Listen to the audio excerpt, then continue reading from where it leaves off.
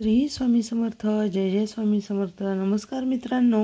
स्त्री आपल्या पतीला मरेपर्यंत कोणती गोष्ट देत नाही. श्री स्वामी समर्थ. ओम नमः शिवाय. ओम नमो नारायणा.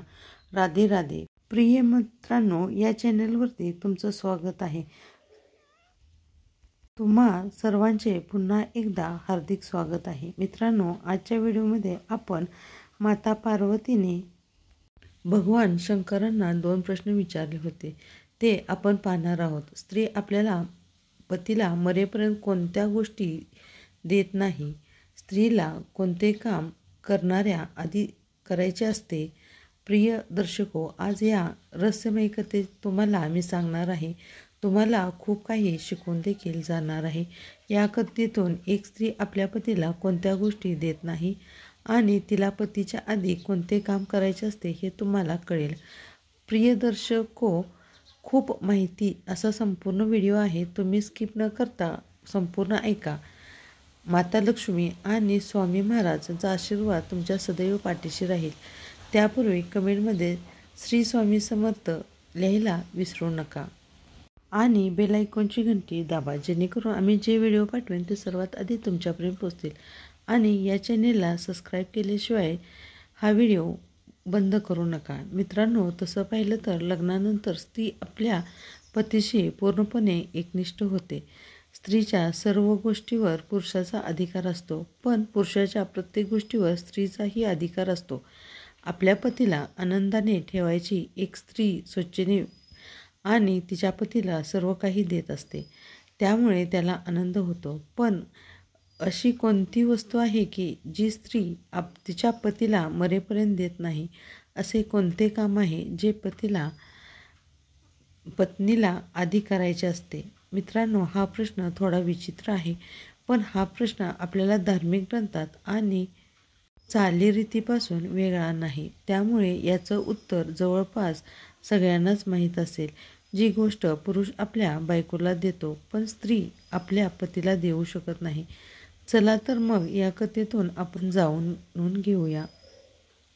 मित्रांनो, एकदा भगवान शिव आणि माता पार्वती कैलास पर्वतावर बसले असताना त्यांच्यात संवाद सुरू झाला होता. माता पार्वतीने विचार केला की भोलेनाथाकडून काही ज्ञान का मिळू नये. असा विचार करून माता पार्वती भोलेनाथांना वेळोवेळी प्रश्न विचारून राहिली. त्यांना भगवान महादेव अतिशय सुंदर उत्तर देत असतात. प्रश्न विचारत असताना माता पार्वतीने एक प्रश्न विचारला.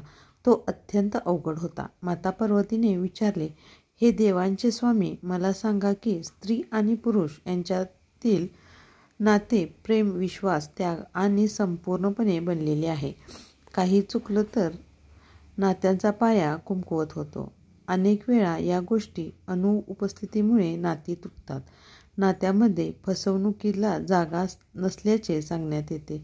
स्त्री पुरुषात विश्वासघात झाला तर नाते तुटण्याच्या टोकाला देखील पोहोचते.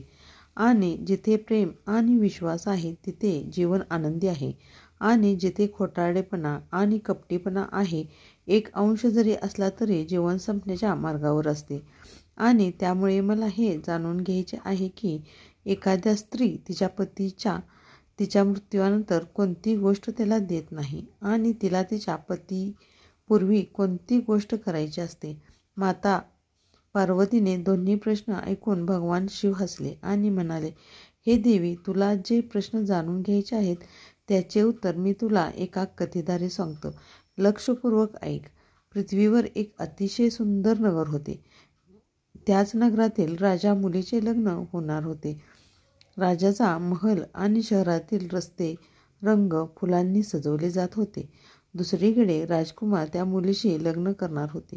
ती खूप सुंदर होती. राजकुमारी आपल्या खोलीतून बाहेर पडून राजकन्याचा विचार करत होता.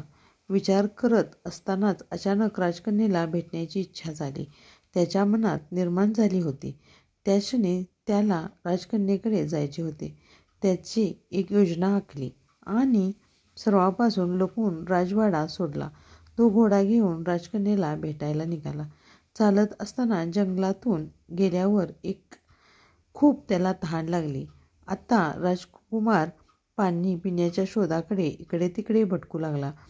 कुठेही जलाशय दिसत नव्हते. कुठेतरी नदी किंवा तलाशय दिसला तरी त्यात पाणी नव्हते. अशा प्रकारे तहानलेल्या व्याकुळ झाला होता. राजकुमार एका झोपडीजवळ पोचला. जवळ एक विहीर दिसत होती. विहीर पाहून त्याला काहीशी आशा वाटली की कदाचित या विहिरीमध्ये पाणी असेल. राजकुमाराने विहिरीत डोकावले तर पाणी भरलेले होते. पाणी पाहून त्याची तहान आणखीनच तीव्र झाली.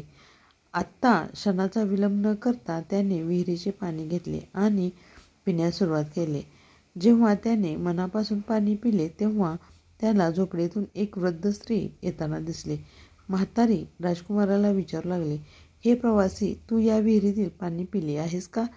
जर तू या विहिरीचे पाणी पिले असेल तर तुझ्याकडून मोठी चूक झाली आहे. या विहिरीतील एक ऋषीचा शाप आहे की हे पाणी पिणारा व्यक्ती नरभक्षक बनेल. आजपासून तू सुद्धा रोज रात्री पडताच नरभक्षक होशील. त्यावेळी तुझ्याकडे आलेली कोणतीही व्यक्ती तुला खाऊन टाकाल.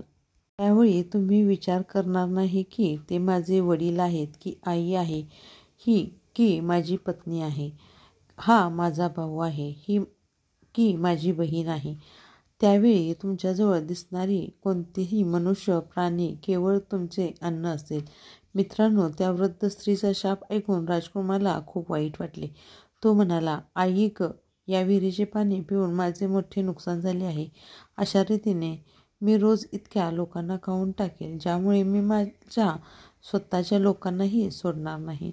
मित्रांनो, राजकुमार विनवणी करू लागला आणि म्हणाला, हे आई, या शापापासून मला मुक्त होण्याचा मार्ग काही नाही का? असेल तर तुम्ही मला सांगा, नाहीतर मी स्वतःला मारून टाकेन, जेणेकरून मला स्वतःला अन्नासाठी दुसऱ्यांना मारावे लागणार नाही. म्हातारी आई म्हणते, बेटा, शापितीतून मुक्त होण्याचा एक मार्ग आहे. तू ते करू शकशील का? राजकुमार म्हणाला, हे आई, शापातून मुक्त होण्यासाठी मी मृत्यूशी लढेल. तू लवकर मार्ग सांग. तेव्हा म्हातारी म्हणते, बेटा, इथून काही मैलावर एक उंच डोंगर आहे. त्या डोंगरावर हिरवगार झाडी आहे आणि वनस्पतींनी भरलेले जंगल आहे. त्या डोंगरावर एक कायाकल्प नावाचं एक वनौषधी झाड आहे. त्या औषधी झाडांचा रस काढून पिलास तर हे लक्षात ठेव की जेव्हा रात्र होते तेव्हा तू निर्जन ठिकाणी जाऊन लपून बस. जर तू मानव वसाहतीत कुठे थांबलास तर ती निष्पाप लोक तू भक्षण करशील हे तुलाही माहीत नाही. मित्रांनो, राजकुमार म्हणाला, ठीक आहे, मी हे काळजीपूर्वक लक्षात ठेवीन. असे म्हणत राजकुमार ती वनस्पती शोधण्यासाठी निघाला. पार्वती म्हणाली, भगवान, मला समजत नाही की तुम्हाला माझ्या या प्रश्नाचे उत्तर द्यायचे आहे. भगवान शिव म्हणाले, देव, दीर, दार या कथेतून तुला तुझ्या प्रश्नाचे उत्तर मिळणार आहे. तुम्ही फक्त ही कथा संपूर्ण काळजीपूर्वक ऐका. राजपुत्र त्या डोंगरावर खूप काळजीपूर्वक वाट चालत होता. तिथून डोंगर खूप दूर होते आणि अंधार पडत होता. राजपुत्राने विचार केला, आता सकाळ झाली, सूर्योदयानंतर पुढचा मार्ग ठरेल. प्रथम मी निर्जन ठिकाणी जाऊन रात्र काढतो. मी नरभक्षक झालो आहे तर माझ्याकडे अपराध्यांचा जीव गमावला जाणार नाही याची मला काळजी घ्यावी लागणार आहे. मित्रांनो, राजकुमाराने आता राजकुमारीला भेटण्याचा विचार सोडून दिला होता, कारण त्याला माहीत होते की या अवस्थेत राजकुमारीला भेटणं देखील त्याच्यासाठी फायदेशीर नाही. तो राजपुत्र गावे शहरे टाळत जंगलाच्या दिशेने निघाला. जिथे कोणीही मनुष्य नाही त्या ठिकाणी स्वतःला गुहेत कोंडून घेतले. आधीच रात्र झाली होती आणि राजकुमार नरभक्षक बनणार होता. तेथे राजकुमार अतिशय क्रूर लांडगा आला होता. तो लांडगा रोज लोकांना मारायचा. त्या लांडग्याबद्दल आजूबाजूच्या लोकांच्या मनामध्ये खूप भीती होती.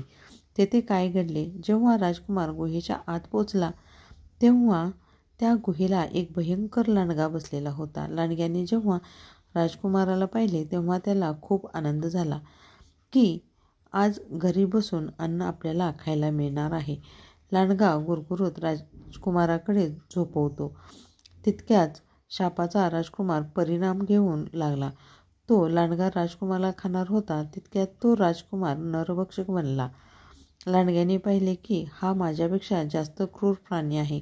तो खूप घाबरला आणि लपण्यासाठी जागा शोधू लागला.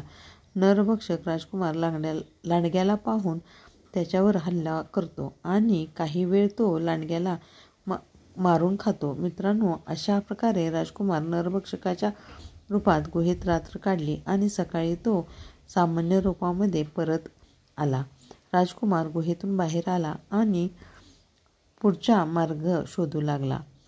तेव्हा काही गावकऱ्यांनी पाहिले की एक तरुण माणूस क्रूर लांडगा राहत होता त्या दिशेने येत आहे. त्याला जिवंत पाहून लोकांना खूप आश्चर्य वाटले. सगळे विचार करू लागले, अरे बाहू, तू कोण आहेस आणि तू इथून कुठे आला आहेस? येथे अतिशय क्रूर लांडगा राहतो. तो लोकांना मारतो आणि खातो. तू असे जंगलामध्ये? राजकुमार म्हणाला, बंधूनो, मी कशालाही घाबरत नाही. तुम्हाला ज्या लांडग्याबद्दल बोलत होता मी त्या गुहेच्या दारात मेलेला सापडेल. मी त्याला मारले आहे. राजकुमाराचे बोलणे ऐकून गावकऱ्यांना फार आश्चर्य वाटले. या प्रकारची चौकशी करण्यासाठी ते सर्वजण गुहेमध्ये गेले तर त्यांनी पाहिले की खरोखर लांडगा खरोखर मेलेल्या अवस्थेमध्ये पडलेला होता. हे पाहून लांडग्याबद्दल लोकांच्या मनात असलेली भीती संपली आणि एक सामान्य माणसाने त्या लांडग्याला मारण्याची बातमी राज्यभर पसरवली. तेथे राजा जेव्हा ही गोष्ट कळली तेव्हा तो राजकुमाराला भेटायला आणि आपल्या महालात बोलवतो आणि म्हणतो की शूर तरुण, तू त्या लांडग्याला मारून आमच्या लोकांना निर्भय केले आहेस. तू मला खूप आनंदी केले आहेस.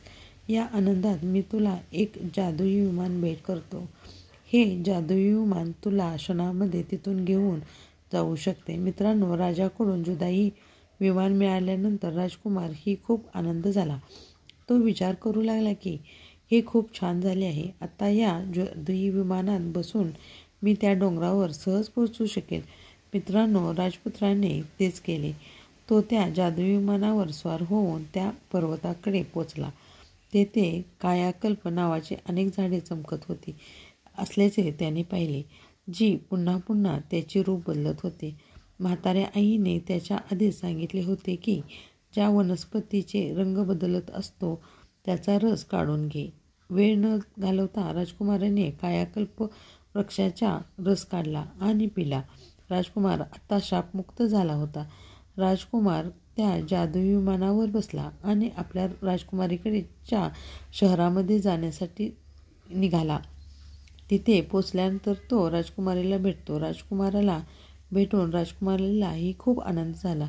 तिकडे राजपुत्राने आपल्या नगरामध्ये निरोप पाठवला की तुम्ही लग्नाची वरात घेऊन येत आहे. मी माझ्या सासरी पोचलो आहे. तेथे राजकुमारीला लग्नाच्या वरातीत येतो आणि दुसऱ्या दिवशी मोठ्या थाटामाटात राजकुमारी सोबत त्याचे लग्न होते आणि ते एका नगरात परततात. दोघेही आनंदाने राहू लागले. काही दिवसांनी राजपुत्राच्या घरी मुलगा झाला. मुलाच्या जन्मानंतर साजरा करणारा राजघराण्यात जल्लोष करण्यात आला. लोकांमध्ये मिठाई वाटण्यात आली. माता पार्वतीने भगवान शंकरांना विचारले, भगवान, मला तुमची लीला समजली नाही. एक प्रश्नाचे उत्तर तुम्ही मला राजकुमारचे संपूर्ण काही सांगितले, मात्र त्याचे उत्तर मला अद्यापही मिळाले नाही. तेव्हा देव म्हणाले, देवी, आत्ता तुझ्या प्रश्नाचे उत्तर तुला लवकर मिळणार आहे. त्यानंतर काय झाले? एके दिवशी शत्रू दिशेने त्या राजपुत्राच्या राज्यावर हल्ला केला. राजकुमार त्याच्या शत्रूशी लढण्यासाठी युद्धाला जातो. जुदाई विमानाच्या साहाय्याने त्याने शत्रू सैन्याला हुसकावून लावले, पण युद्धात भान असलेल्या त्याने प्राण गमावले गेले. तेव्हा राजकुमार मरतो तेव्हा सर्वजण त्याला तिरडीवर घालून घेऊन जातात. त्याची बायको तिथे उभी होती आणि रडत होती. राजकुमाराचे सर्व कुटुंबीय त्याला स्मशानभूमीकडे घेऊन जात होते.